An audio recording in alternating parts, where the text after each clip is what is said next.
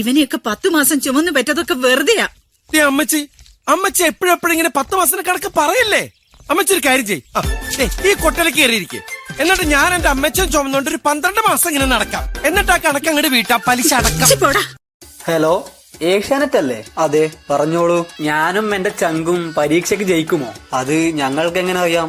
നിങ്ങളല്ലേ പരീക്ഷ എഴുതിയത്. പിന്നെ നിങ്ങൾ എന്തിനാ കറുത്തമുത്തിലെ ബാലചാകുമോ എന്ന് നമ്മളോട് ചോദിക്കുന്നത്? അത് നിങ്ങളുടെ സീരിയലല്ലേ? മോനോ, ഇജെന്താ പാരന്റ്സ് മീറ്റിംഗിന് ഉമ്മാനി വാപ്പാനി കൊണ്ടുപോവാത്തത്? നെയ്യപ്പത്തിന് നെയ്യുണ്ടോ? ഇല്ല. ടൈഗർ ബിസ്ക്കറ്റിന് ടൈഗർ ഉണ്ടോ? ഇല്ല. പിന്നെന്തിനാ പാരന്റ്സ് മീറ്റിംഗില് പാരന്റ്സ്? അത് ശരിയാണല്ലോ.